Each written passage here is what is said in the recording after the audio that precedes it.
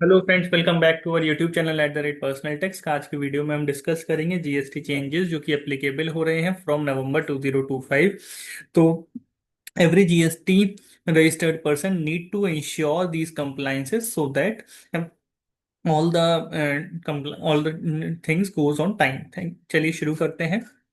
तो नवंबर 1 2025 से India will roll out a simplified GST registration system under the GST 2.0 reforms offering automatic approvals with in 3 working days for the most new applicants.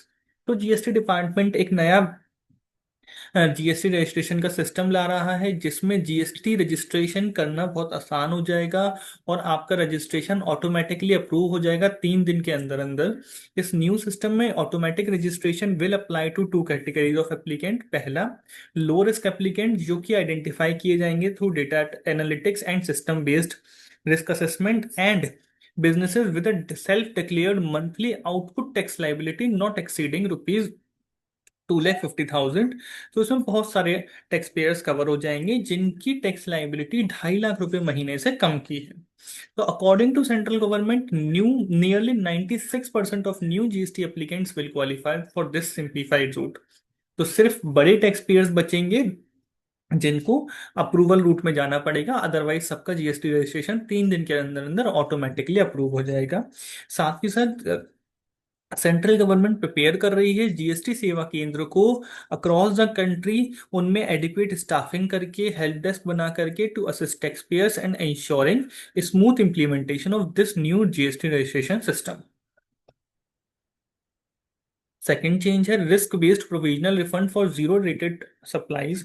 तो zero rated supplies कौन सी होती हैं? जैसे कि export, जो जो एग्जेम्प्ट नहीं होती, जीरो रेटेड होती हैं, यानी कि उनके ऊपर जीएसटी जीरो रेट से लगता है। जीरो रेट लगने का लॉजिक क्या होता है? जिससे कि उनका जो इनपुट सर्विसेज, इनपुट गुड्स उन्होंने लिए हैं इन सप्लाईज के लिए, उनका आईटीसी का रिफंड वो ले सकें, क्योंकि आईटीसी वैसे तो उनको अवेलेबल होगा नहीं क्योंकि उनका जीएसटी का रेट ही 0% है। तो जो उनका इनपुट टैक्स क्रेडिट खड़ा है वो उसको यूज कर सकें, रिफंड ले सकें। To expedite refunds and improve working capital for exporters, the GST council has approved risk based provisional refunds for zero rated supply. क्या होगा इससे? जो आप रिफंड क्लेम करेंगे उसका 90% will be sanctioned provisionally after system based risk evaluation. Only in exceptional cases officer may withhold provisional refund and conduct detailed scrutiny. Specific categories of tax payers जो कि high risk tax payer की category में आते हैं उनको exclude किया जा सकता है एक सेपरेट नोटिफिकेशन के थ्रू इस प्रोविजनल रिफंड की स्कीम से।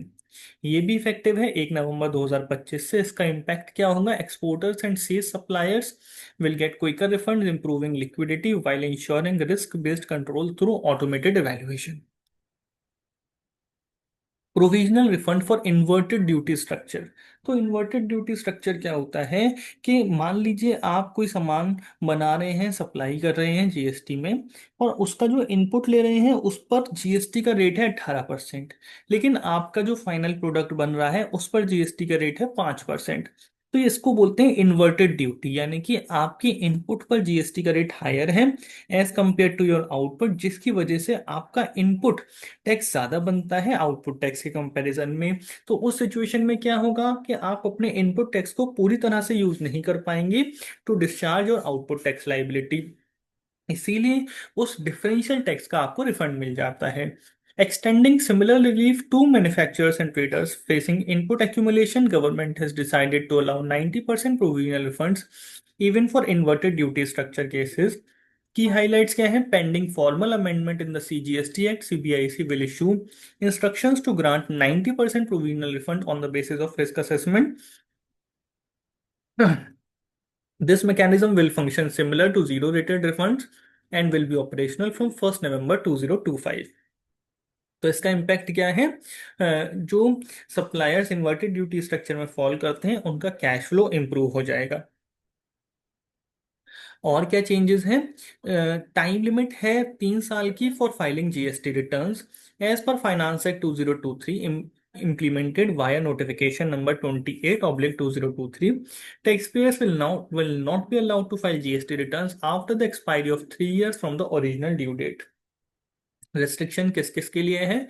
GSTR 1, IFF 3B 4 5 5A 6 7 8 9 9C। ये चेंज इंप्लीमेंट हो जाएगा जीएसटी पोर्टल पे फ्रॉम 1 नवंबर 2025।